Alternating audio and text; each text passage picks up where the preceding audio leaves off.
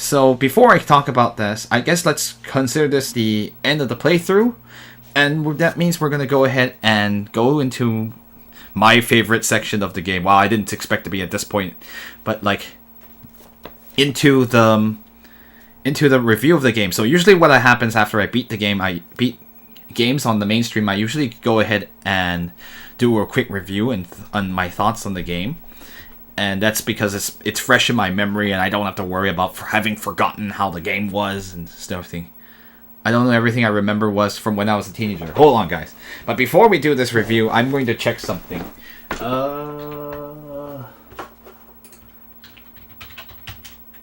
that's a good question. Is there an alternate ending?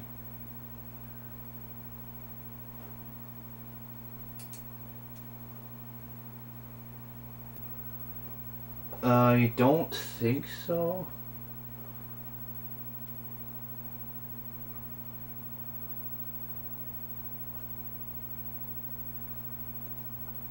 Oh, okay. No, doesn't seem like.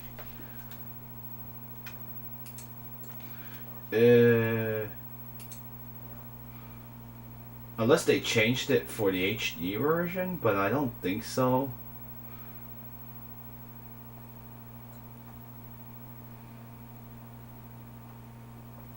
Okay. Alright, nope. That is the ending, so there is no alternate ending, as far as I can tell. Okay, sorry for delaying the review there, but... Alright, now we can grade the game with reckless abandon. Anyway, so what I normally do for reviews is... I separate it into story, graphics, sound, and gameplay. So I think generally for most of our games on the mainstream, which are very, very story-focused... Well, which are more like single player story experiences. I think that's a good way to do it. This game is interesting because it is not an RPG of any kind, so it is not like any of the other games we've played beforehand. It's not really an RPG. It's an interesting blend of genres. Anyway, let's go ahead and get into it. So let's see. For story, I mean, it's not very long, that's for sure. If you think about what's actually happening, it's sort of summarized like, okay, well, Jade is kind of like pulled out of the lighthouse. At first, she's just one of like the people defending the lighthouse because that's the only way they can fight against the Doms, which are terrorizing the world, like this alien race. Eventually, she's kind of led to join Iris when she comes out when she goes and takes on a mission and she's recruited by Iris, and then like a lot of stuff happens. Basically the short is you're going through all the locations and exposing what exactly is the Alpha the Alpha Union is doing for the Doms, which is like where they're kidnapping them, sending them to a factory to be packaged and sending them to the moon to get absorbed by the leader of the Doms, like who's just trying to sustain his life by sucking the life energy of all the inhabitants dry. And that's why they're doing the Alpha the Alpha Union is masquerading as like we're saving the people from the Doms, but they're actually the kidnappers. So you're just trying to expose that conspiracy, and Jade kind of infiltrates those locations, and then she finally finds out, like she goes to the base and finds out that she's probably a Doms, and she was the source of power for the leader of the Doms, and I guess, and the ending is sort of unclear what happens to her, and it's like, oh no, Paige is in trouble. He has that poisonous thing that will suck your life away. And so we kind of left on a cliffhanger. So, I mean, I guess the story's kind of interesting. There isn't too much to it. We're still not... A lot of things are kind of left unexplained. Like, we're not sure exactly how Jade came to be. Or is she a normal human? Does she not remember? Did they erase her memories? Or like, how did... Because, like, of course, like, Paige was like, oh no, I saved you from when your parents perish, I took you in, and maybe that's the story he fed her. But I don't know. But then again, does she have parents, or is it like a reincarnation kind of thing where then one person is? So there's just so many unexplained things. It is really intriguing. I do really like kind of like story involving like the setting as well. Like there isn't too many like side quests, so to speak, but you do have a really interesting world where these like animal human animal humans, or like animal people and humans are like just like they're all like computer part of the world, and you have this interesting thing with mix of like a sci-fi and a you have this interesting sci-fi where you're just like, oh, this world is really interesting, or how it came to be. Like there's a lot of things they don't explain, and then like I guess I don't know if they're going to expand on it in the sequel, but like in this game there's like they're kind of like there's the details are kind of loose. And so there isn't too much to say. So the story's pretty light and then more of a gameplay focus, and you're just trying to expose the DOMs. So I guess like I still am intrigued with the world. I do like the fact that the world has like this sense of like you would you would actually feel that you could live in this world and it just be normal like it could be a place where people actually live. I think one thing is that some games are a little bit on the like they don't spend time like just fleshing out the world, so it's just like things happen and this kingdom kind of runs and we don't understand how we don't care or understand how it works. But I really like when you go when they try to like construct a world that's pretty interesting, that's like different from like, oh, it's not just like a fantasy world, oh, it's not just a common sci-fi world with like super technology and there are aliens and like everything's like Star Trek or it's like Star Wars, but there's just like a simple story of like a planet like under siege and an alien race whose true nature we don't quite understand either, or like why it works that way, or how she was able to resist, how like the main character is herself one of the aliens. So it's really, really interesting, and I kind of wish there are things I would like to know, but I guess we'll have to find out some other time. Maybe the sequel will do it. I have no idea. And like maybe it will explain more about who Jade really is. We're still not really sure. Alright, enough about the story, and we're going to go to graphics. So I'm going to grade it definitely like, there's the HD version, which I can't grade as much. I've only seen some footage of it. It's cleaner, but for the time this game has actually, it's not bad. Like there's definitely some parts where you're like, okay, this is clearly a game from like 2003 and 4, but like it definitely aged pretty well, so I don't feel like, oh wow, this game is so ugly, I can't play it. It's not a Final Fantasy VII for that matter, or something from the PlayStation 1 era. It's definitely looks pretty nice. And like you can tell like they tried to make the world unique. Like even like when you go to all the locales, you're like, oh, this is kind of interesting. And it's like and for the most part, like I didn't have trouble figuring out how to go places. There are some times where it's like, I'm not really sure I can climb this. There were a few times where like, oh, I'm not really sure I can actually interact with it. I think like you kind of have to watch the action icon. It's very similar to how things work in Zelda, but I feel like this game sometimes had a thing where like they set up some stuff that looks like it's climbable but it's not, and so sometimes it became a little bit weird to figure out what you could interact with. And let's see, what was I gonna say again? I think that's kind of, and there were some parts where like you're navigating the ship and then you're not really sure. You can kind of like mess around and like go above things you can't. And there's things like when you fly in the world, like some of the land looks a little bit like, you can tell they were kind of low on budget, so the solid land you can see while you're flying does look kind of like, oh, this is kind of cheap looking. I get why they did that, because there's no need for going on land at all in this game, but it's just like, oh, this is kind of weird. Like, it's just really, it just doesn't look that great. And for the most part, like, of course the graphics are blockier because it's from 2003, 4, but for like the time, it's actually one of the better looking games I've seen from this era of gaming. And they definitely try to use the consoles to as best they could.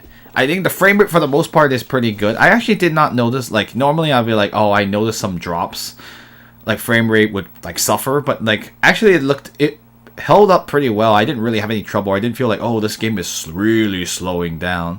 I think, let me think, we've definitely played games on this stream where the game starts slow chugging and you're like, oh no, it's because the console can't handle the frame rate, but not this game. I'm actually pretty surprised that it still runs pretty well. I think, maybe the mini-map, I think it slowed down a little bit, but it's not like, oh my goodness, this is unplayable. So I think it actually looks good for this era, so I'm actually pretty impressed. I mean, I might ding it just for like being hard to tell what you can interact with, and like in certain places, especially dark areas.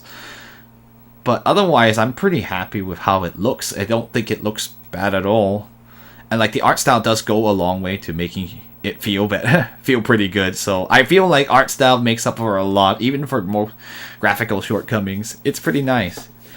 Let's see. The sound is interesting, where like there isn't that much music, I think, but there's a lot of like all the tracks that are in here are really, really nice. Like you can tell the composer has definitely composed his share of music. I think he was a movie composer, and that's why they got him for it, and that's why some of it sounds a bit more cinematic.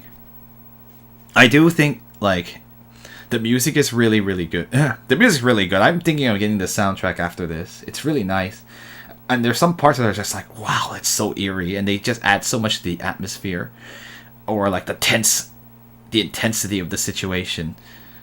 I think the only place it kind of slows down is that the last boss called the green smoke effect. Oh yeah, that's true. That was kind of annoying, like the last boss dealing with the smoke effect. But it seems like every time you do the, I think it was mostly. Oh yeah, speaking of graphics again, but like, I think anytime like that, there was something happening related to like the green smoke, it starts slowing down. I don't know, it might have been for cinematic effects, so I'm not really 100% sure. I thought it was actually for cinematic effect, but I guess it could also be that because fog is very expensive to render, especially on the GameCube or a PS2, then like that could have been the possibility. But oh well, we deal with it. That last boss I will talk about in the gameplay point. Let's see. So let's see, for sound, the sound effects are appropriate. I don't have anything bad to say about them. I didn't notice anything like, oh, that's really out of place. The only thing I might say is that the voice acting in this game is, it's a little I don't know, something about it just doesn't feel.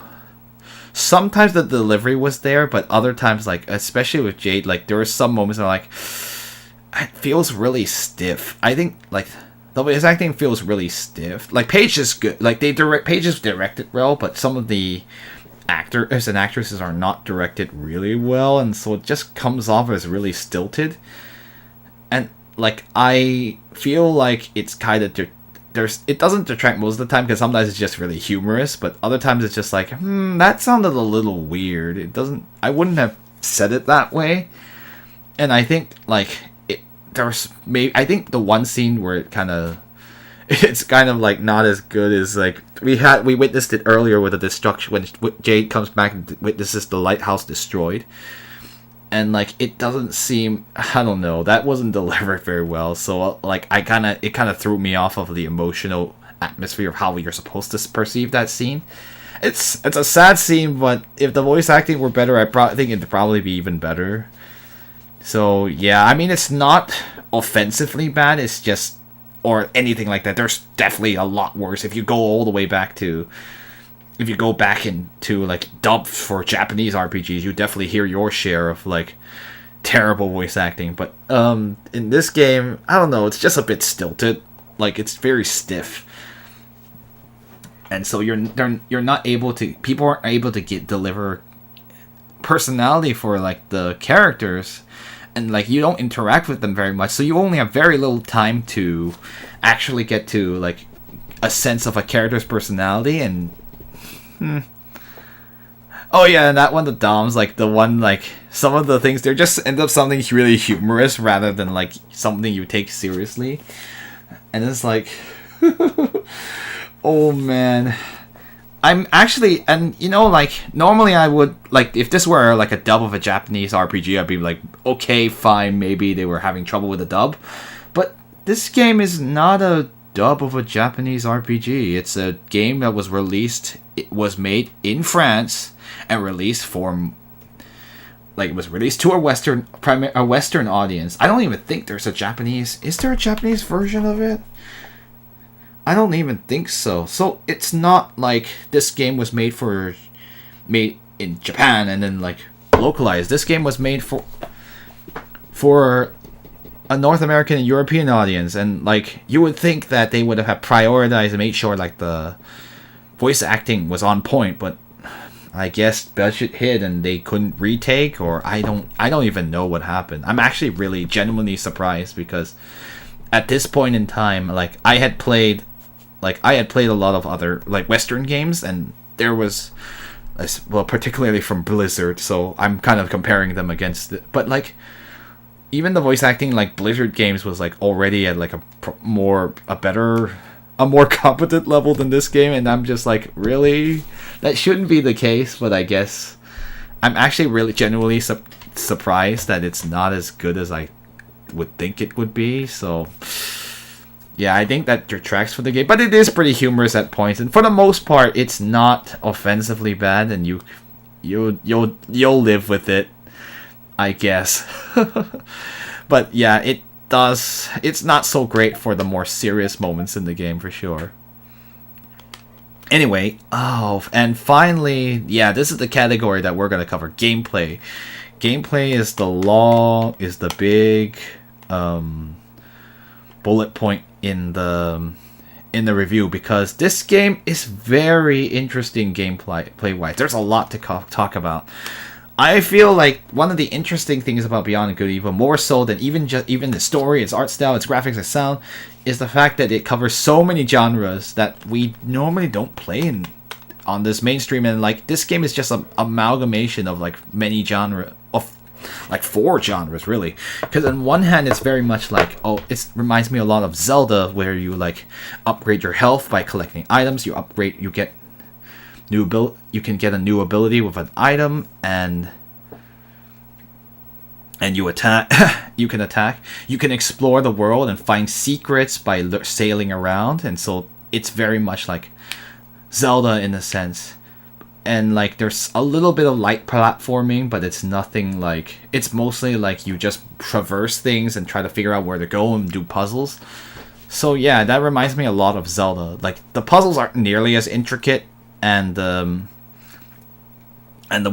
amount of areas isn't nearly as much, but like it reminds me of Zelda. But on the other hand, it's also, there's a lot of parts where it's like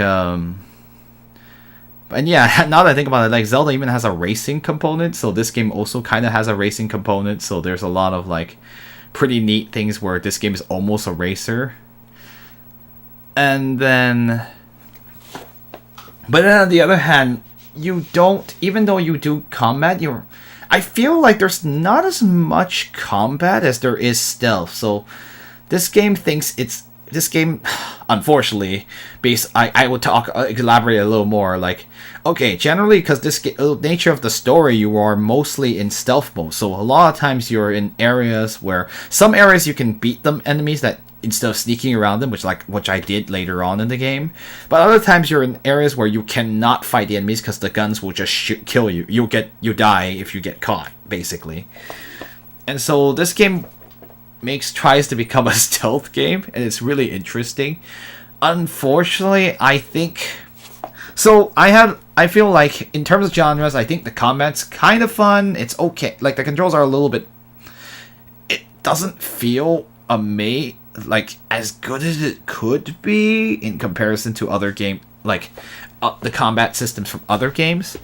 Like it's not as precise as I'd like it to be. It's doable, but in the final boss you can kind of feel like, oh, it's so annoying to fight multiple enemies effectively because you're kind of like moving around. It's really weird, and sometimes you have to aim and shoot, and it takes a while, and then you can't.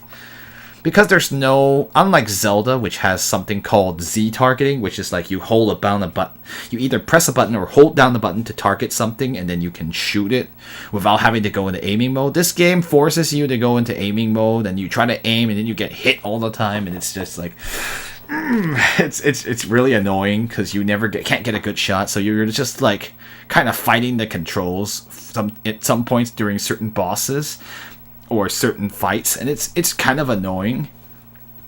So it's like the combat could be better, executed better. It's just alright. It is fun to hit smack around people, but like aiming and shooting during combat is a chore. It's a pain, and I kind of didn't like that as much. And and the other thing to mention is that racing is good. I don't really have anything to mention because like I had a lot of fun. I had a lot of fun trying to beat the races. There's some mini games, like there's the shoot to. There's some little mini games that are kind of fun, like the little like ones you shoot the disc across with Francis. That's kind of fun, I suppose. Though you have to win it to get the pearl, so it's like oof. The controls of, I think the stealth part though is, oh gosh, it's one of the, you might have heard me whine about it during the stream, and I apologize for sounding very negative, but it's honestly, I know air hockey. I know air hockey. Once I got the hang of it, it was a little more fun. Yeah, oh my goodness, the stealth parts are just, they're just the worst executed, and there's actually so much of them. So much of the game that I feel like it's like 60% a stealth game, which is like not what I assumed was going to be based on like just the advertising and like how the game doesn't tutorial.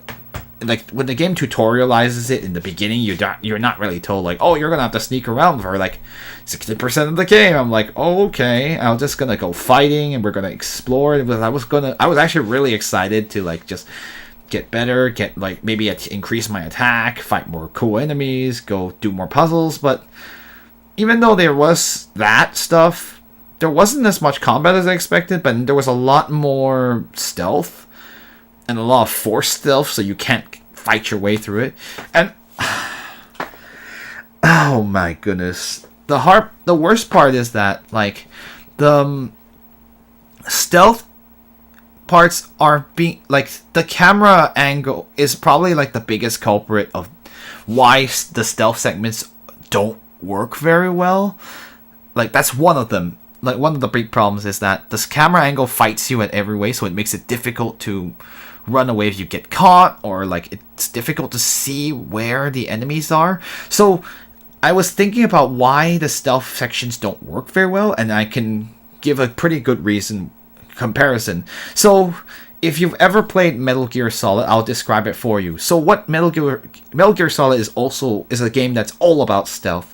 So Metal Gear Solid presents you with like, there's multiple ways of dealing with things, and like the enemies are set around like a kind of like a puzzle, but you can actually, what you can do is actually you can have a weapon that can tranquilize like soldiers, so you can sneak past them, and of course you have to hide the body and stuff. But what Metal Gear Solid does is also gives you a mini map. So one thing this game did not have is a mini map, and I feel like that's probably one of the big problems of the game, is that sometimes you can get very lost because you don't have a mini map. Unlike Zelda, you would think that this game came out after Zelda Ocarina of Time, so there's kind of no excuse for this, because like there are other 3D games at the time that there is a 3D game like Zelda which has a mini map to tell you where you are on them, and so you would make traversal easy. You would think they would have learned from it, and I'm just like, why did they hide the map inside a menu? So if you wanted to figure out where you were, you had to keep opening the menu over and over again. And for stealth, that was also a big problem, because you don't know how the layout of the room is until you actually go in there and maybe you'll get caught while doing it. And the other thing is, like, unlike Metal Gear, which has a radar, so you can tell where the guard is facing, how far away they are, where in the map they are, so you can map out what you need to do as you go in the room. Yeah, exactly. Yeah, there's like the camera angle is like not suitable for stealth, because like if they didn't want to give you a radar, like maybe like, oh, the lore doesn't make sense to have a radar like a Solid Snake does. The very least, they should have given you angles that were more suitable to like see the entire room. So then you can like, I see the entire room. I know what I can see Jade very clearly. I can move her around the guards, and then it's like you have all the information you need to get past that part of the room. And it's just like, why would they give you a camera that's like right behind you, so you cannot see any of that information, and so you're just like trial and error. You'll get caught by like one random stupid guard that you can't see because you're not in the angle to do it. And it's just like, why? Like, there's just so many like just questionable design decisions in the stealth parts, and like it's not tutorialized very well, and like it's frustrating because you just keep getting caught and you get kicked out and you have to try again, and like it just makes everything takes forever, and like you don't have the freedom to go. You have to do exactly what the game tells you for the stealth section. You have to do it exactly in a certain point, and if you mess up, you're gonna get set back, and it's really frustrating. And so it's just a lack of information that the game gives you. Like, it's the lack of a good camera, so you can't see what you're doing. It's a lack of a mini-map, so you don't know where you are. And it's a lack of, like, a radar, so you don't know where the soldiers are.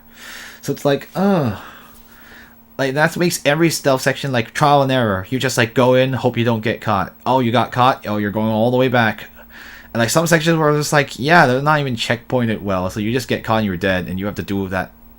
It was just so tedious, and I'm really sad because like that almost kind of ruins the game, really.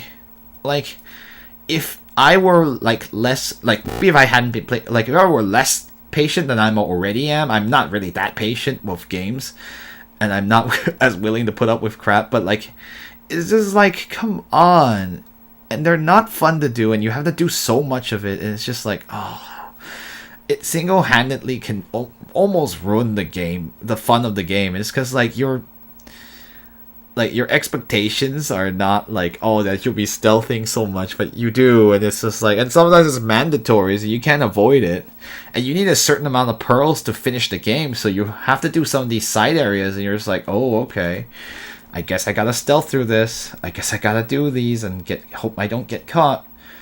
So yeah, I have a lot. That's a lot. I know there's a lot of harping on how the stealth works, and pretty much, yeah, that's almost single-handedly can ruin the game. I mean, if the game is pretty short, so at least it's not like impossible to get through. But like there was some parts I was just like, my hands were just so sweaty because I was like, oh my god, this is so heart attack inducing. Because I know if you get caught, you're just going to go all the way to the beginning. It's so unforgiving. So anyway, yeah, so those are like the feedback I have for like the stealth parts. Like, there's just so many ways they could have helped you, but they didn't. And like the camera just feels like it's your enemy half the time, because it's just like, oh my goodness. It does not behave. It snaps in the weird places when you walk in. So it just doesn't feel like... It feels like they were trying to make it some parts cinematic, but it doesn't transition smoothly. It's very jarring, and I think some people might actually get motion sick, seriously. Because like it just snaps and this just doesn't feel good at all. And I feel like that's a real shame too. Considering like it should be better at this point era of gaming, but oh well. Anything else I had to say? In terms of pearl finding, it's fine. It's interesting that the final boss requires you to get a certain amount of pearls. I was a little worried there. I was like, oh my goodness, do we have to do more side quests? Yeah, camera angle that killed you a few times. Oh, no kidding. Yeah, the camera angle is literally your worst enemy in this game. I'm really sad to say that. And like, I don't want to. I feel bad. I'm trashing. I'm pretty much kicking the game. Some of the game's flaws. It's not that. It's not that it's unplayable. Well, it's just annoying. A really major problem. Let's see. Anything else I want to say? In terms of like balancing, like trying to get from one quest to the other, it's pretty not too bad. The final boss requiring a certain amount of pearls is kind of. I don't know how I feel about that. I mean, I guess it makes sense given that in this era, like a 3D platformer, some of the final bosses needed like a certain amount of stars. The only thing is that like unlike those games where like a certain amount of currency you find in the game, it's just like beating more levels. This game is sort of like, well, I'm not gonna tell you where the levels are. You're gonna figure out where the pearls are. You're gonna have to get the money, and it's kind of like nebulous, or like they're not given a whole lot of information on like the pearl radars is actually pretty useful. So I will give it that they did give you the pearl radar, which does help a lot, but it's sort of like you're not like going to a level or going to an area. You are going to area, but they're kind of hidden, so it's not like an obvious places. Obvious where sometimes it wasn't obvious where you should go, and it's kind of the game's a little too open-ended for its own good. Yeah, I feel like they could have done some better. I don't know. I'm sort of like on the one hand I get it that you don't want to give the player spoon feed the player exactly where to go. I know that there's some games that do that where like go here, I'm going to put a large icon above this because you're too dumb to figure this out on your own. But on the other hand, it's sort of like if you don't give that much information, then your player is just wondering like, where am I supposed to go, or like I don't know what I'm supposed to do. Like the whole part of like one thing in the game, like you basically have to figure out that you're going to space, and if you hadn't read the repair thing, you kind of wouldn't think about like, oh, you need to go into space. Of course, if you had done what I did, I figured out like, oh well, Mama Go has that space armor because I looked at it. So I guess maybe that's a little more acceptable. But yeah, so that's I think, is there anything else like? Oh yes, and that final boss, like, I mean, the final boss I feel should be a test of your ability to combat. I kinda am not too happy that they decide to invert your controls at the very end, because like that's not something you ever got to practice, and by that point in the fight you don't know how many like items you've used up. I was very fortunate that I was finally was very conservative about my items, and I just like tried to just use as much my skills as much as possible. But like, why would they throw, like, I get that you're supposed to throw in a little, sometimes the final bosses should be interesting. Yeah, the final boss was basically like, you dealing with inverted controls was a pain in the butt, and like I'm honestly kind of annoyed that they decided to throw that in. I mean, like, that wasn't the time to do it. Like, maybe if they had set it up like, oh, in a previous fight they kind of invert your controls, and like, okay, you can get a feel for having inverted movement controls, but they just throw it in like at the very end of a final boss. You're like, oh, I'm already committed this far and I use up items and I'm gonna die, and so you're just like, oh no, can I even win?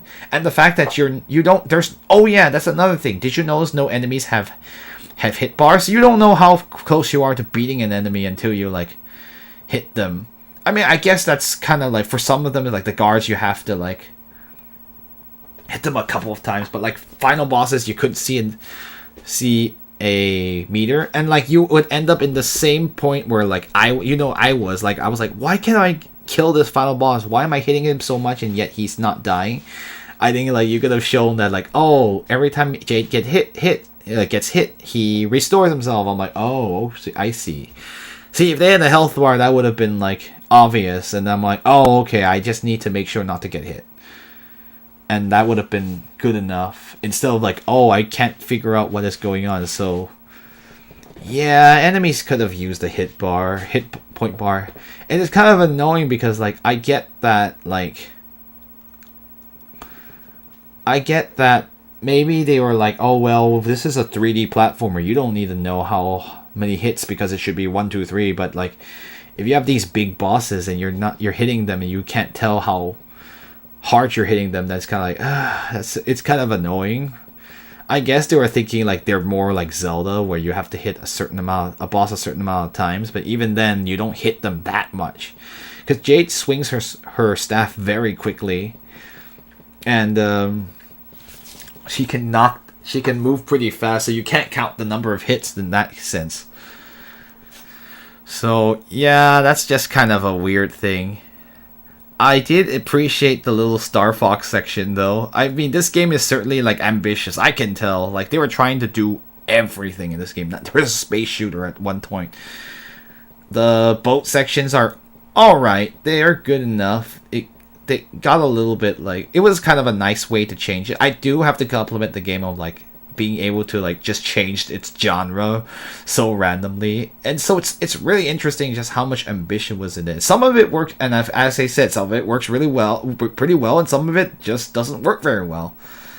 And so yeah, it's definitely going to leave a lasting impression on like the player who plays it. So you're like, because like in this point in time, there was like, I mean, first person shooters were just getting started, but there were a lot of 3D platformers, there were stealth games like Metal Gear Solid coming up, and it's really interesting to see a game that tries to be so many things at once. I almost wonder if maybe that's also partially why some of it doesn't feel so good, because they couldn't focus on one genre. But you know, I mean, sometimes some games are ambitious, and sometimes you like want to see how far you can go and then put it into this like an interesting world as well. So anyway, that's like all 4 of the things that I was was noticing. Like we went through all the 4 categories I normally do.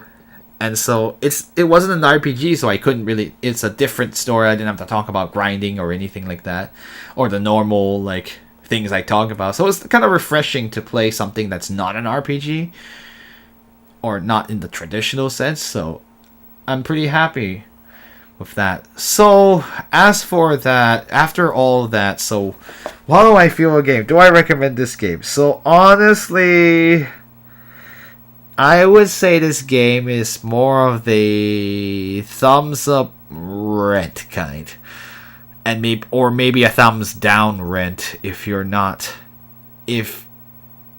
tolerance for certain things is lower.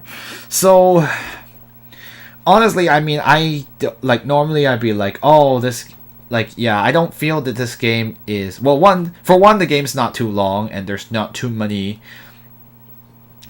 And there's not really much replayable. Well, it is pretty replayable if you love it a lot, if you're really good at it.